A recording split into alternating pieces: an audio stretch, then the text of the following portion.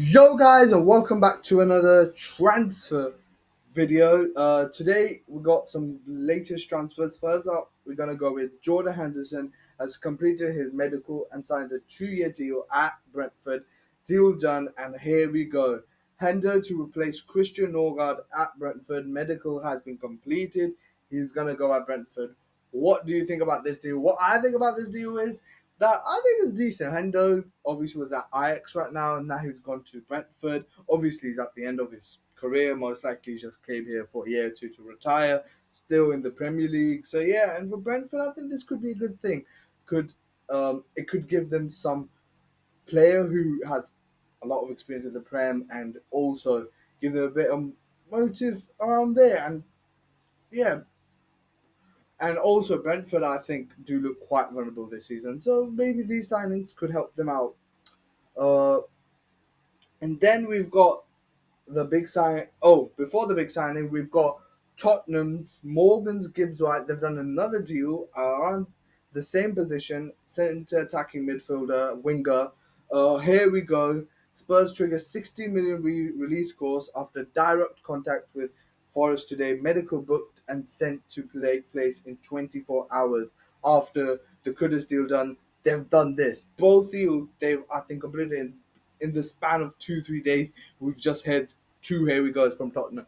Kudus, as I said in my last video, I think it's a good deal, but I'm not like, oh my god. But with this one, I think this is a brilliant deal because what's his name again? Morgan Gibbs White was so good last season. Like the assists he's done, the playmaking, and one of a crucial reason why Forest did very well last season as well. Like it was him, Ilanga, Chris Wood on top, on strike. I mean, and yeah, but now Forest all of a sudden do look very vulnerable because Alanga's left, uh, Morgan's Gibbs White left, even though they bought a promising striker, but still they do look vulnerable. But on Forest, this just came out right now. Forest prepared a complaint to the Premier League for Morgan Gibbs White move to Tottenham, working on a potential legal action as they believe Spurs made illegal approach to the player. This does look interesting. Let's see what happens, and what the Prem does. Is this true? Has this happened? Have they got this player like they've done something that is not in line with the rules? Let's see. But as the player, I think Morgan Gibbs White is a great player, and Tottenham have done a good deal. Even if like Morgan Gibbs White is a player I would love at Chelsea. He's a solid player. And then the last deal we have is Madueke. Oh, I was talking about my club, Madueke to Chelsea. I mean, to Arsenal. From Chelsea to Arsenal for the sum of £52 million. I think this will be a 5-year contract. The medical done. Is being done right now. Madueke has signed the contract. Is gonna sign the contract. The clubs have negotiated. And what do Arsenal fans think about it? Wherever I look, people are a bit like, "Oh, we don't want Man." I get it. Why? Because he hasn't shown anything. He's promising, and maybe Arteta has seen something in him, like with the Havertz situation. He saw something in him, and Havertz turned out to do well. But at the same time, they have bought some players from us who have flopped. Jorginho, he was able to do that well. So it is a bit like it's a 50-50. Like, will he do well? Maybe Arteta has seen something in Madueke. I personally think, as a Chelsea fan, I'm happy. We've got 52 million for a player that he was doing well, but really we don't need him. We do have a lot of wingers, and I think we're going to try to get more. We got Neto, Palmer, what's his name, Dilap.